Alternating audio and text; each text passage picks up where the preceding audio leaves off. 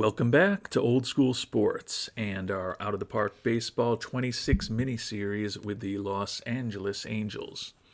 And we just finished the 2025 draft. Definitely like some of the new features here in OOTP 26. And definitely like the way the draft ended up turning out. We brought in 3 college-age players, starting pitchers Evan Crest, Ben Jacobs, and Alton Davis II, hoping that one of them will be able to help us in the near term. If out of those 3 pitchers we get one who's a good major leaguer and one who's a average major leaguer, that would be very productive for a 2nd, 4th, and 5th round pick.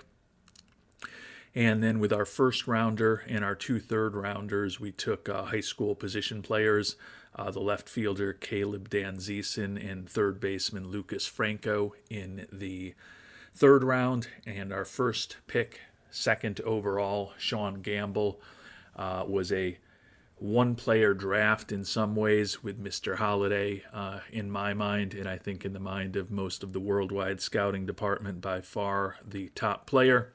Unfortunately for us, the Washington Nationals felt the same way, and they took him with their 1st overall pick. And we've been playing pretty mediocre ball this year, and honestly, since the beginning of June into these first 10 or 11 days of July, we've been playing bad. Only 2 wins here in the month of July as we head into the final series before the All-Star break. We've got 3 games against the Diamondbacks. Then we'll break for a few days for the All-Star break. And then after that, the hope is that we can play a bit better following the All-Star break. And then we can also perhaps find a way to move on from another couple significant contracts on our team. Have been exploring moving on from Robert Stevenson, unfortunately with him out for another 12 to 13 months and another year and a half left on his contract. Nobody's really all eager to take that on board. Evan White has essentially no value. The guy who we may want to investigate is Yusei Kikuchi.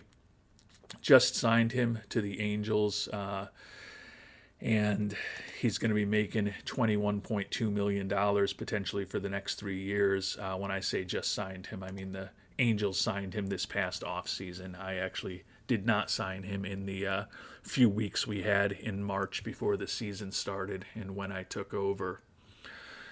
Kikuchi having a rough year, 3-11 record with a 5.32 ERA and 17 homers allowed in 93 innings. However, there are some things that indicate he's perhaps gotten a bit unlucky. 335 BABIP against him, and he has struck out 12.4 batters per 9 innings. So unlucky with the BABIP, and he's been very effective striking out people. His FIP minus of 95 is respectable. 2.44 Sierra is excellent, and he does have a 1.4 WAR.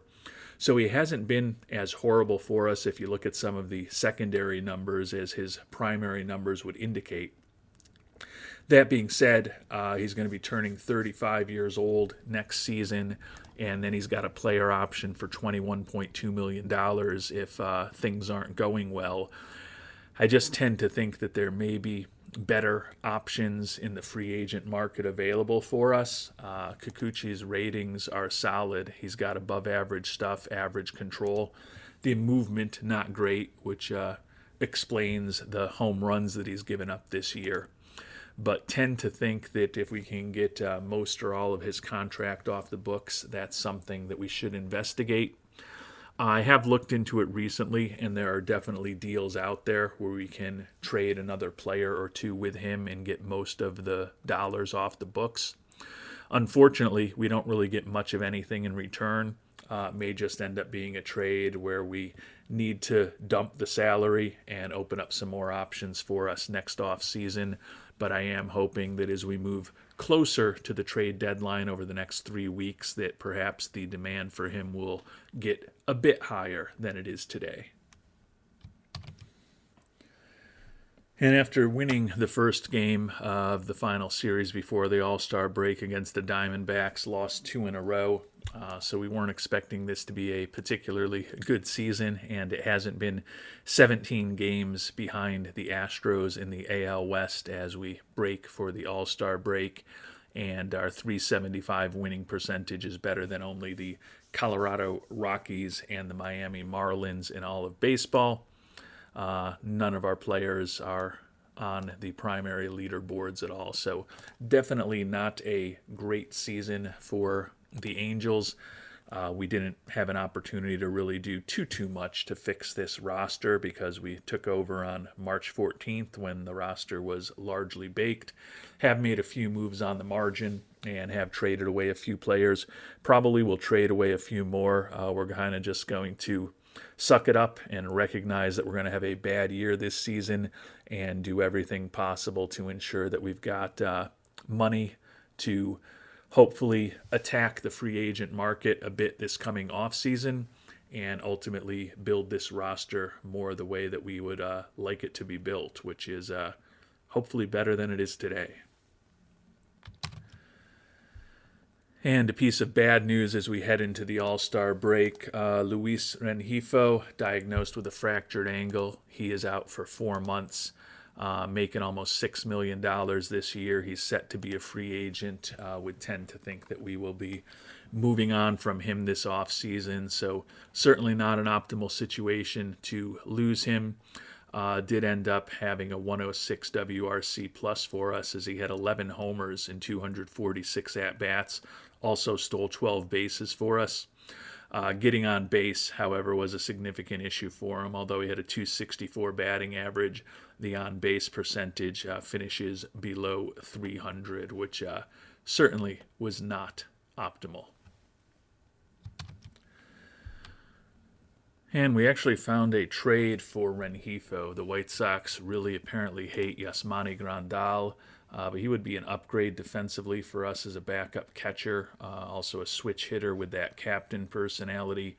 Certainly not a guy who's going to be with us for the long term, but they'll take Rengifo off our books, keep all of Grandal's contract, and also throw in DJ Gladney, 24-year-old, who's not a big-time prospect, but could be a usable 4th or 5th outfielder in a pinch for us and give us a little cash as well. Given that we're likely not to think about bringing Rengifo back, we like his speed, we like his defensive versatility, but he's looking for 3 years at $12.6 million a year, and to me that's a bit high given the way he's performed this year. So we are going to go ahead and complete this trade before the All-Star break. Players excited that we've got a captain like Grandal on board. Now we need to figure out how to dump the grumpy Travis d'Arnaud and see if maybe we can get anything from him or for him. And we've got a flyer trade here with the Guardians. They're going to give us some cash. They're also going to give us the left fielder Wilfredo Antunes. I don't really see the 23-year-old being a big-time prospect, but another guy who could possibly play a competent 5th outfielder role for us down the line if everything works out as far as his development. Importantly, we'll get back Sam Hentges. He is out with shoulder surgery, missed the entire season, so this is a complete flyer. He's set to make $3.4 million in arbitration next year, even though he missed the entire season. His recovery time is going to be 8 months, so we're going to have to make a decision on him arbitration-wise, likely before he's recovered from this injury. Might be a guy that we just end up letting go, but getting d'Arnaud and his contract off our books, not having to pay anything for Hentges and getting some cash in Antunes, to me makes it think that this makes sense since we no longer need d'Arnaud, and he's angry with our record. He's angry he's a backup. He's just a very, very angry person, and the fact that he's hitting a .188 and his major league career is probably nearing an end might have something to do with that. And with Rengifo and Darno gone, Grandal will take over as our backup catcher. And we promoted Brooks Lee, who we picked up in a trade just about a month ago. He was hitting close to 300, actually not for us. He was hitting 344 for us. He was hitting close to 300 with the Minnesota organization in AAA. Even better in AAA for us, 135 WRC plus. Trained him up a bit on his ability to play third base, but will give us another young infielder in the mix with Neto in the middle of the infield. And got an opportunity to see what Brooks Lee can do over these next 2.5 months of the regular season.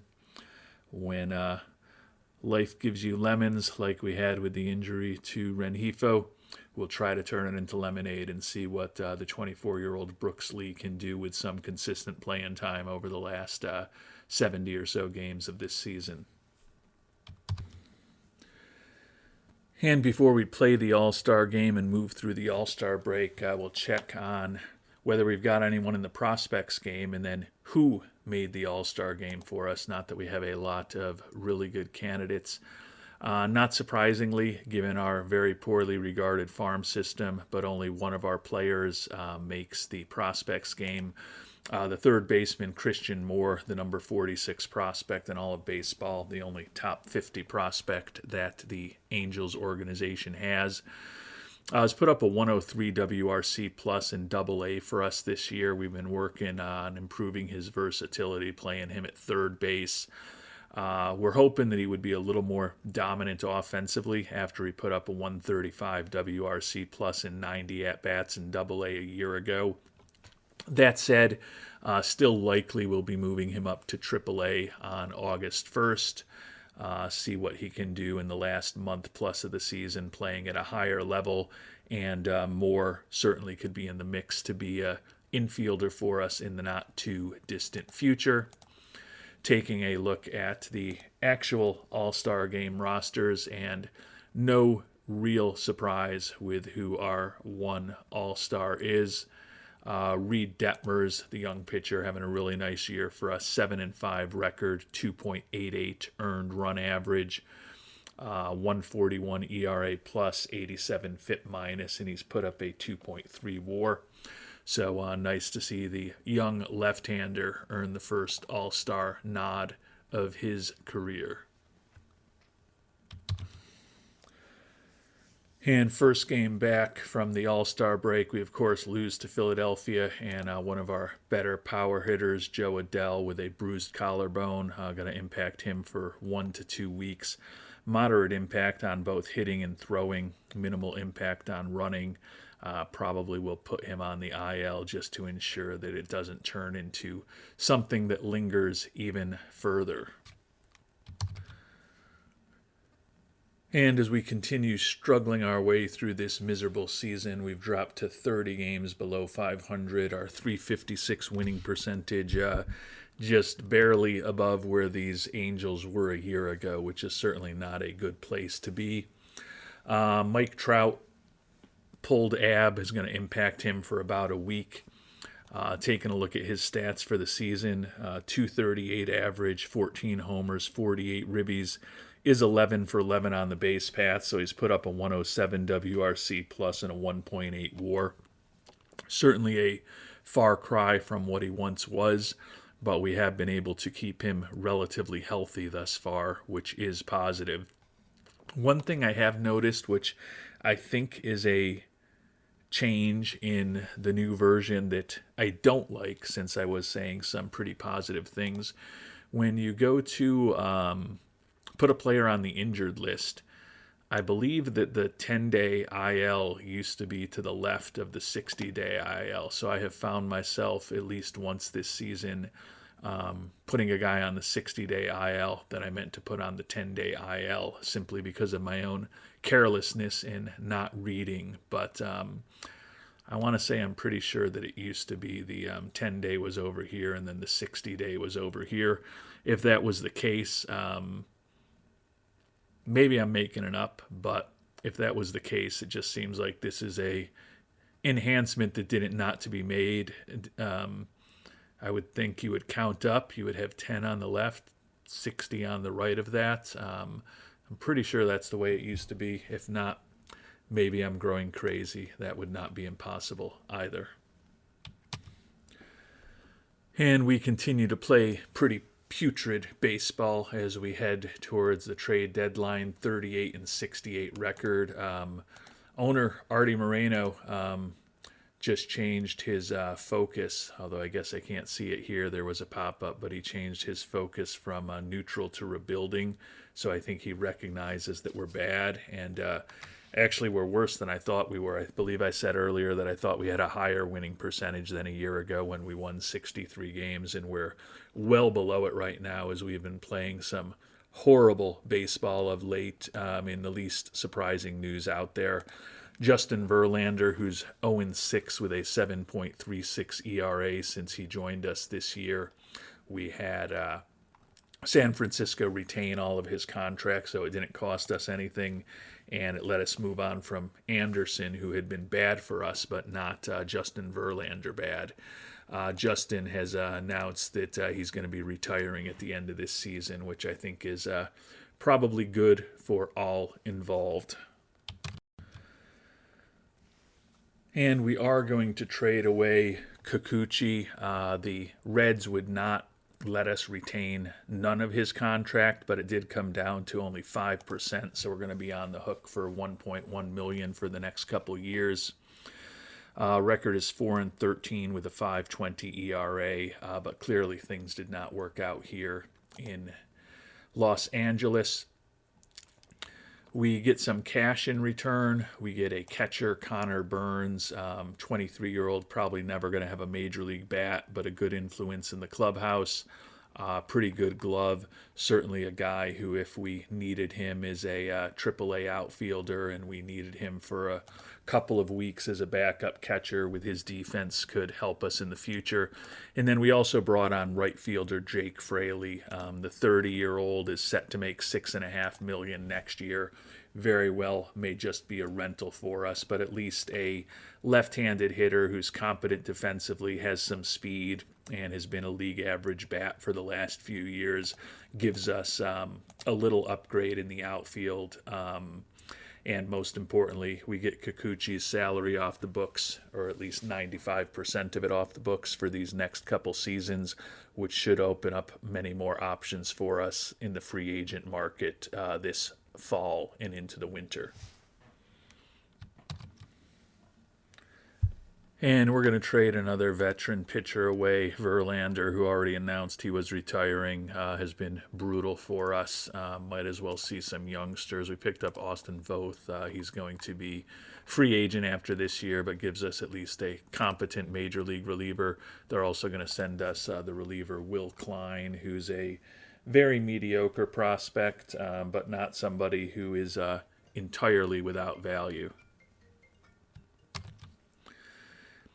And unfortunately, if we try to get Robert Bob Stevenson's contract off the books, and as we noted earlier, we've got him for $11 million next year, and we're unlikely to have him back till August. But even if we keep that entire contract, the only way to get it off the books is to take on either Chris Bryant or Mitch Keller for the next 4 years. So clearly those are even worse alternatives than having Robert Bob Stevenson just sit and rot on our injured list for the next year or so. We've been spending some time shopping just about everybody. Chris Stratton, whose contract we had to take on not that long ago when we dealt him away for Rendon. Not a lot of demand for him. Have to take on a bad contract from the Rockies to make that work.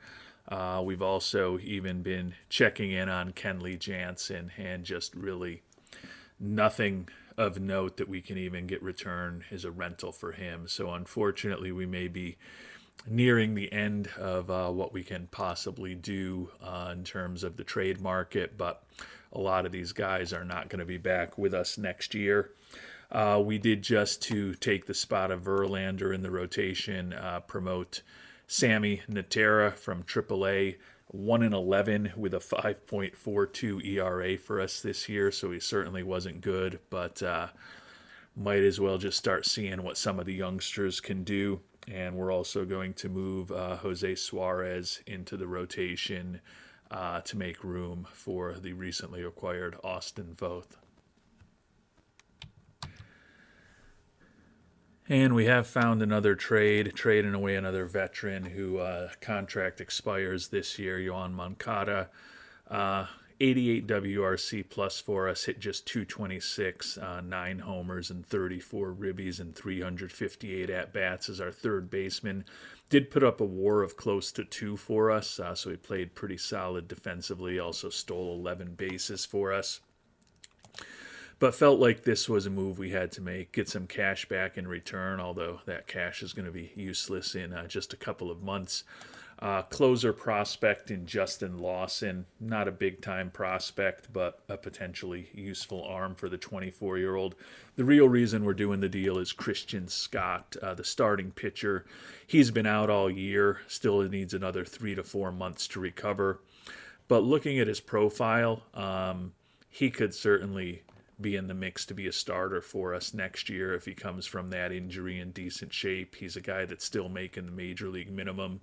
Think it's worth taking a flyer on Christian Scott for a guy who we're going to be moving on from after this season regardless. And I have spent a lot of time offline playing with some options because as we approach the trade deadline here, it appears that Mike Trout is willing to waive his no-trade clause right now. Haven't seen that previously in this playthrough. My goal was to try to keep him with us and build a winner with him. But given his age and his performance and his salary, if there's a way to get him off the books and actually get something interesting in return, I think we've got to explore that option. And there's some fairly interesting options in return right now. And as I mentioned, there's a very interesting development here, and that Mike Trout willing to consider a trade. The fact that we have had such a horrible season this year maybe have worked in our favor on that front. So we talked about could have even been today in the context, today being July 28th, in the context of all of these trades and everything I've been looking at offline. But a 107 WRC plus on the season, a WAR of close to 2, still a fan favorite, outstanding defensive outfielder, very effective on the base paths. But the batting average just 238 and only 14 home runs and 336 at-bats. Given that his home run power is still exceptional, a little surprising that we haven't seen more pop from him this year. But we owe him, in addition to this season, $35.5 million for 5 more seasons after this. And he's fragile physically. He's going to be turning 34 in a little over a week, and you can see he would consider a trade to a number of the better teams in baseball right now.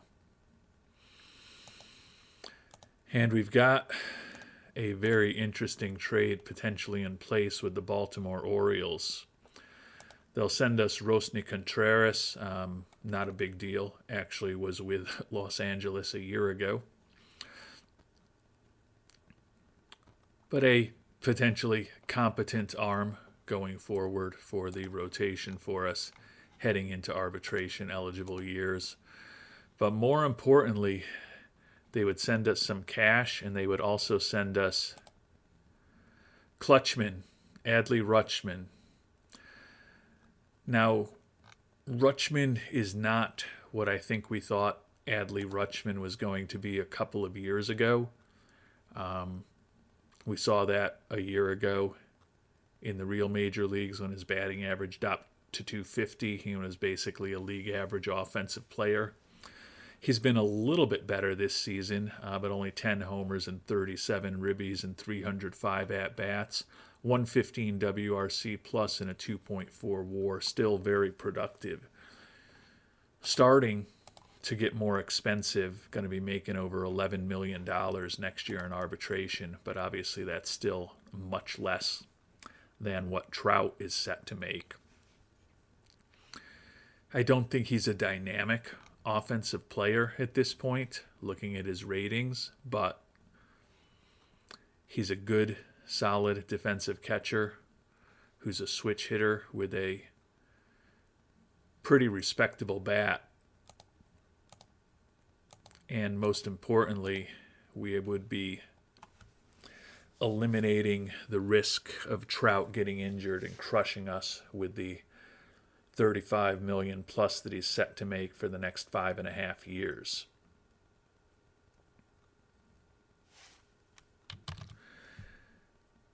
And you can almost kind of understand it from Baltimore's perspective, as they've got Samuel Basallo, number 3 prospect in all of baseball, who's kind of blocked at this point behind the plate by Rutschman. Now, he's not as good defensively as Rutschman is, but having a monster season with a 143 WRC plus in AAA this year. And they're adding in Mike Trout, a potentially great center fielder if and when he's healthy. And Baltimore at this point has Cedric Mullins, who's set, I believe, to be a free agent. Yeah, so they replace Rutschman with Basallo at catcher and replace Mullins with Trout at center field. And it looks like they're willing to spend some money. It's definitely something very interesting for me to consider. I think it's the most interesting option out there for Trout. I did market Trout for prospects, and the prospects honestly weren't all that exciting, given that it is Mike Trout that we'd be giving up. So I think if we trade him, an experienced player is the way to go. I just want to make sure that there's not a better offer than the one that we have out here involving Rutschman.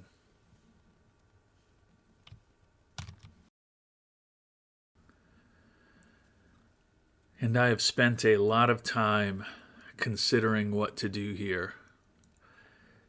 And there is a large part of me that wanted to call in the wisdom of the worldwide scouting department before making this decision. But ultimately, this is my playthrough, and I'd love to hear the opinions of the worldwide scouting department on this move in the comments to this episode. But I feel like this is such a monumental decision that ultimately I need to own it. And if it goes well, I own it. If it goes bad, I own it.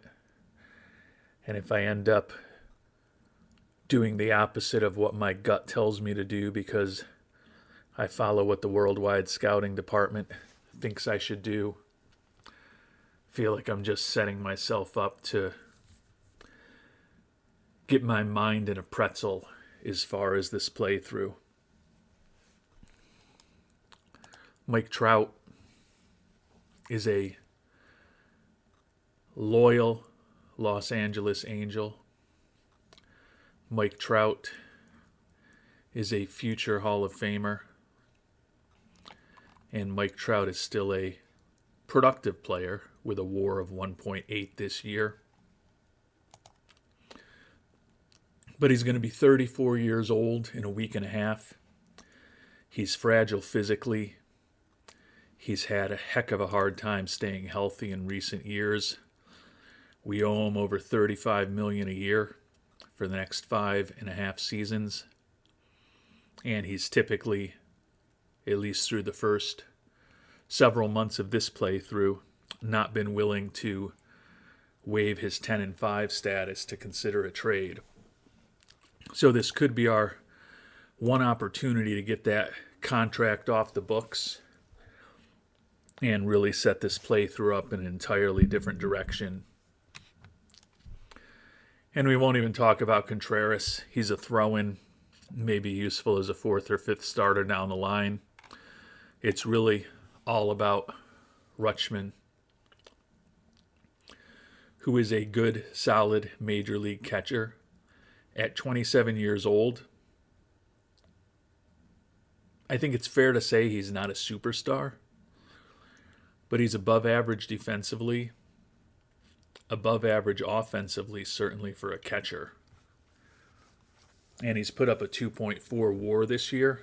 He's getting more expensive, going to be making over $11 million next year. But that's still a third of what Trout is going to be making. And he's almost 7 years younger than Trout.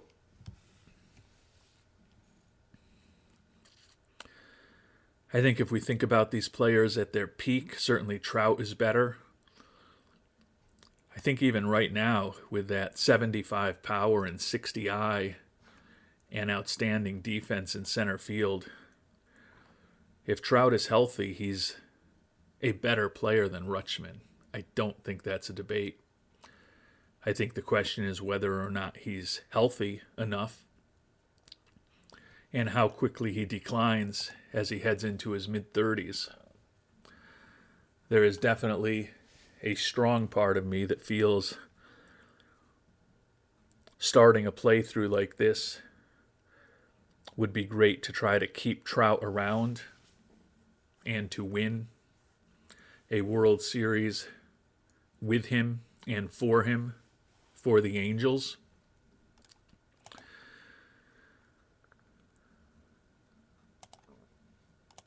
But getting that salary off the books essentially resets everything financially for this team and lets us head into free agency with a lot of money to spend.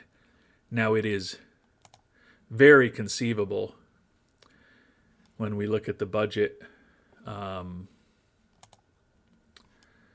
with Mr. Moreno, which has gone from $270 million to $248 million, and we're pulling a bunch of salary off the books if we make this trade, that he drops us significantly next year as well.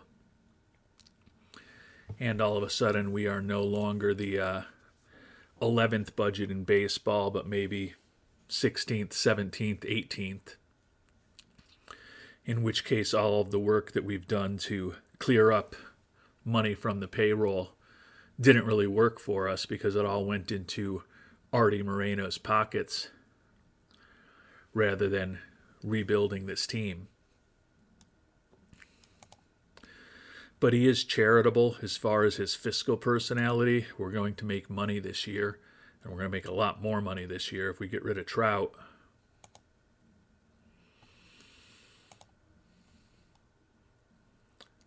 So I think there are strong reasons to go in both directions. But I've been dealing most of the expensive players on this team that I can. I've been dealing the guys in their 30s that I can. We're trying to rebuild this team from the ground up. And to get a guy who's cheaper, 6 years younger, healthy, get rid of a contract that could, in theory, sink us for the next 5 years, which is probably about the amount of time we're going to be playing this playthrough. I'm going to pull the trigger on this. Mike Trout is no longer a Los Angeles Angel. Taking a look at the standings, the Orioles leading in the wild card race, 6 games up, trying to make a run in the playoffs. And they're adding one of the iconic players in Major League history to their roster. So maybe Trout goes and wins his World Series with Baltimore. And who knows, maybe a few years from now, Rutschman wins his series with us here in Los Angeles. Logan O'Hoppe, even younger than Rutschman, not as good defensively as a catcher, but still an interesting bat.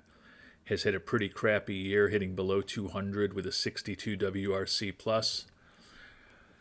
But I think O'Hoppe, with his 6'2 height and 40 infield range, could pivot to become a first baseman or maybe a DH for us. Now, clearly, with Shawnell also around, we're potentially getting a bit high on first base DH types. But I think this trade, to me, I'm excited to bring Rutschman on board. I think he's a really good asset. But it's honestly more important to me to get rid of the potential disaster scenario where Trout, a week from now, suffers a major injury, misses the rest of this year, comes back next year wrecked physically. We still owe him $35 million a year for 5 years. And he becomes essentially untradeable because of the money, the age, increased injury proneness, and ratings that are starting to decline as he hits his mid-30s. So I'd love to hear what you think we should have done in this situation. But I've got to be a big boy and make the call myself. Clutchman is a Los Angeles Angel. And Mike Trout, we wish you the best of luck in Baltimore.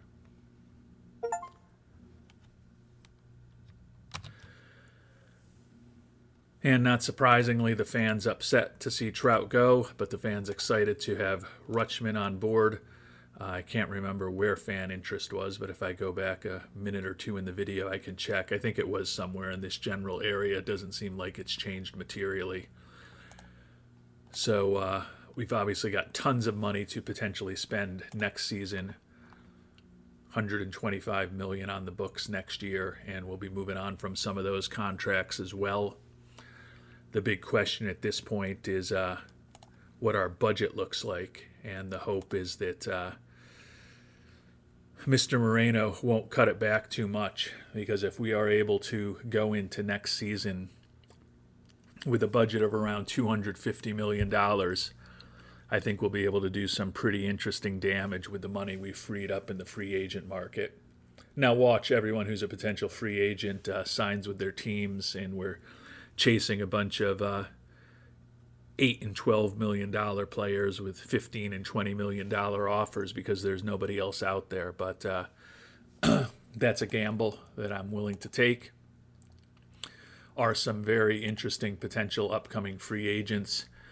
Pitching-wise, Dylan Cease is hurt, but should be back from that torn biceps in a week, so we'll get to see what he can do over the rest of the season. Obviously, some big relievers. Nestor Cortez, Zach Gallen, Dustin May, who should be recovered from his injury. So there's definitely some relievers and some starters who could help us on the potential free agent market. And then hitting-wise, Vlad Guerrero Jr. might not fit anymore, particularly if we're going to potentially move O'Hoppe to first base, where we also have Shawnell. But Kyle Tucker is a guy who could take over as a big hitting outfielder for us. Seems like he would fit really well. Not a perfect center fielder if we have to play him there, but definitely have my eyes on potentially Tucker. And certainly if and when the O's move on from Cedric Mullins, because they now have Trout on board, he could be an option for us in center field next year as well. Lots of other good players out there too. So we just hope a lot of these guys end up hitting the market. And we're going to put Contreras in as our number 5 starter. So that moves Mr. Suarez, who was briefly in the rotation conceptually, back into the bullpen. Lineup-wise, Rutschman going in to be our starting catcher. And we actually sent down to AAA Logan O'Hoppe. We're going to get him up the curve on first base, see exactly what he looks like there as quickly as we can. The guy was having a rough year. Would love to have him back in a little over a month in September. Right now, the offense is very grim. We've obviously traded away much of the limited amount of talent we have, and certainly losing Trout hurts. We are getting close to a potential return from Joe Adell, who will likely become our top power hitter again when he's back in the lineup. Hopefully he's just a couple of days away from being healthy and ready to contribute. That should give a little boost for our offense. But as we sit here at the end of the month of July, certainly not a good team. Rank 13th in the American League in runs scored and dead last, 15th in runs allowed. I've talked about June and July. It is just completely fallen apart. Through March, April, and May, we were borderline respectable, but things have fallen apart completely as we've started getting more and more aggressive, trading players away to hopefully set us up for some long-term success. But we're certainly going to be testing Mr. Moreno's patience and the fans' patience with the awful product that we're putting on the field right now. And we've simmed past the trade deadline, did nothing else there, lost 4 in a row. Our .349 winning percentage is now officially the worst in baseball, so we are definitely bottoming out here in our first season, but trying to set a floor that we can start moving up from relatively quickly. Adell is back, so we moved Rutschman into the 3-hole, put Adell into the cleanup spot, and switched a couple of other things around to hopefully make the lineup a bit more efficient. Certainly don't think we can play worse than we played in the months of June and July, but we'll find out. And we played a little better in this first week and a half of August, a 4-4 record, but 500 is a big improvement for us. Also a big improvement, the first time we've had a player of the week through this playthrough. Jake Fraley hit .611 with a .708 on-base percentage. He's been a nice, albeit possibly temporary addition to the lineup since he came over from Cincinnati a few weeks ago. And after all of those trades, we actually did bounce back from the putrid June and July with a winning record of 14-13 in August. Moved up a little bit, 12th in runs scored, still last in the American League in runs allowed. And you can see we are bottom half of the league, bottom, few rankings in the league in every pitching category except for strikeouts, where we're somehow third. We've got a pretty poor defense. Not that good on the base paths, and the offense isn't good. So the one thing we are consistent about is that we're not good at anything, but would love to have another 500-ish type month here in September and feel a little bit better about our place in the universe as the season ends. The middle of the season, June and July, obviously dreadful for this team. A couple of additions. I have been asked in the comments about the settings that I change. I haven't changed too many for this mini-series here. Want to kind of get a sense of how the game is actually working kind of out of the box before I modify any settings that I think need to be modified for our long play. But I do increase September roster expansion from 28 players to 30. So 2 pitchers added to the team, 2 position players as well. Hans Kraus, who spent most of the year in the minors, back to get an opportunity to see whether he may be part of our future. And then Garrett McDaniels, who was finishing up a rehab assignment in AAA, also brought back after an injury. Position player-wise, we brought Logan O'Hoppe back. He was an absolutely monster, hitting .387 with 11 homers and 36 ribbies in his month in Salt Lake. Also learned how to play a competent first base over the course of that month. And we're also going to bring up the youngster, 24-year-old Matthew Lugo. He hit 339, 24 homers, and 85 ribbies in Salt Lake. Not a lot for him to prove there. He'll be in the lineup for us against left-handed pitching regularly, and hopefully we'll get a few opportunities as a pinch hitter as well over this last month of the season. And 1 week left in the regular season for our Angels. The final 6 games of the year will be at home, hosting the Kansas City Royals and then the division rival Houston Astros. 397 winning percentage now. Certainly would love to get that over 400. With 1 win in these final 6 games, we'll tie last season's team with 63 wins. Certainly would like to win. Certainly would love to finish off 4-2 when all is said and done, but at a minimum would like to get 3 wins, get the team up to 65 wins, and feel like at least in August and September the situation stabilized a bit, and then put ourselves into a position where we can hopefully make some significant improvements to this roster in the upcoming offseason.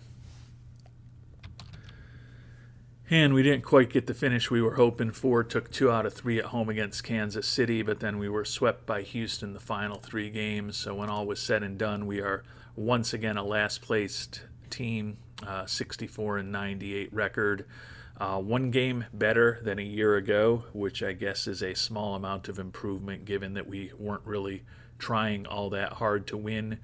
Only better than 2 teams in all of baseball, the San Francisco Giants and the Miami Marlins were both 1 game worse than we were. Kenley Jansen ended up 3rd in the American League with 41 saves. Other than that, none of our players on the leaderboards.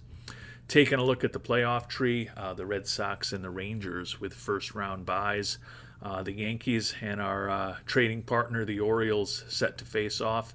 Tampa Bay and Minnesota facing off as well. So 4 American League East teams in the playoffs here in 2025.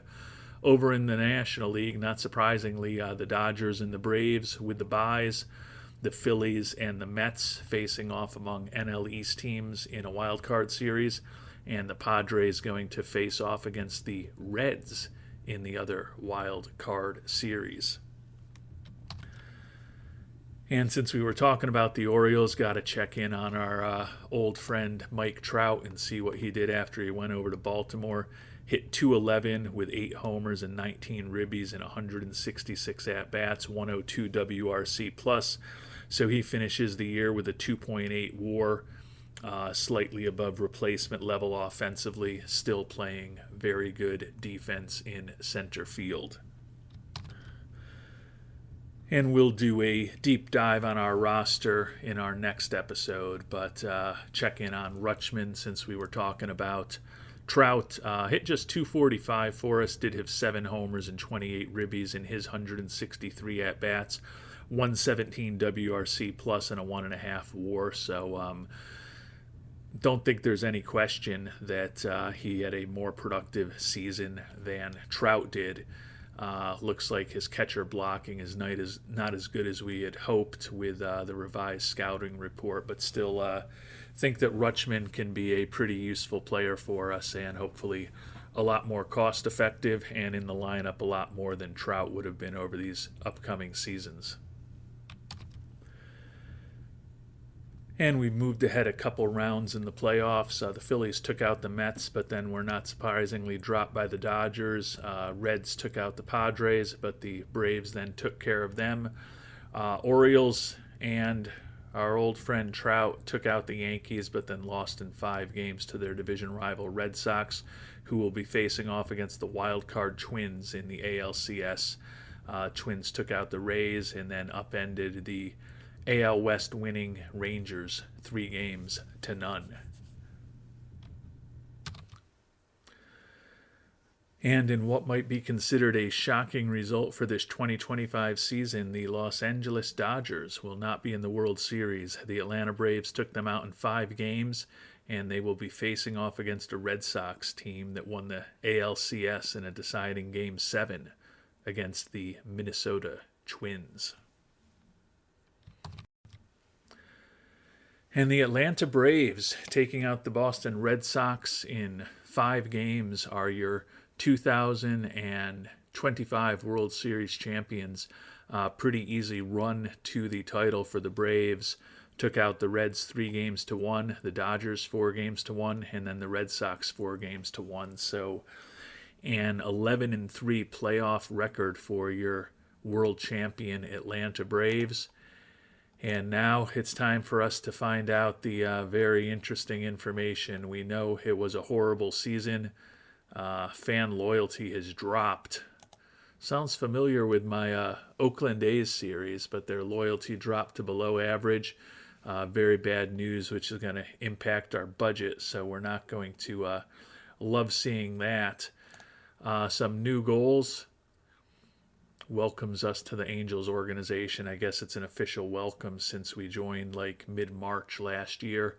Wants us to play 500, find a top 20 prospect, build a top 6 minor league system, increase fan interest, improve our international amateur fines, and reach the playoffs in the next 5 years.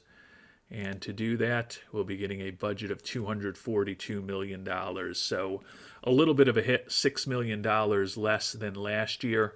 But we are still going to be in a position where we can potentially be very significant players in free agency, which will be positive. We take a look at our front office. You can see we've got a lot of money potentially to spend. We did slip to 15th in budget, so middle of the pack, but should be an opportunity for us to make some pretty significant improvements. We'll check in quick before we finish off the episode as to whether any of the prime potential upcoming free agents have been signed. Pitching-wise, looks like Edwin Diaz also potentially making the list now. Is disappointing, though. Dylan Cease got hurt again, torn UCL, so he's going to be out for 7 months, so he is off the market. Some of the other more significant starting pitchers out there, Brandon Woodruff, Ranger Suarez, Michael King, Dustin May, Nestor Cortez, as we talked about earlier. So definitely some potential options in guys like Zach Eflin and others who are less regarded, Jack Flaherty, etc., also potentially going to be on the market. Big question is whether Kyle Tucker is going to make it. And right now it looks like there's a good chance he's looking for a ton of money. Again, certainly Vlad Guerrero Jr. would be a huge asset as well, but I just don't know if we need a first baseman. Speaking of first baseman, Jock Peterson, Pete Alonso, Josh Naylor, Ryan O'Hearn, big crop of first basemen out there. Bo Bichette might be a guy that we could think about. Alex Bregman also back on the market. So definitely some interesting options, and we've got money to spend as we prepare to try to turn this team around. A brutal season overall when all was said and done, but we still have a job. We were slightly better than the team was a year ago, and we have cleared a ton of money off the books, most notably because of the fact that we ended up trading away Mike Trout and retaining nothing. We did retain 70% of Rendon, but that ended up saving us some money. We retained only 5% of Kikuchi, so that saved us some money as well. And we could very well be moving on from Evan White very shortly, maybe even Taylor Ward. Have to find out whether there's any demand for Robert Stevenson, who's still 9 months away. Might just need to run out the last $11 million of that contract. But we have definitely cleared the books, and excited to see what we can do going forward. Quick summary, you can see the statistics for some of our key players here. We'll do a slightly deeper dive next time around. Obviously, with the episode coming to an end, interested in what you think of the trade.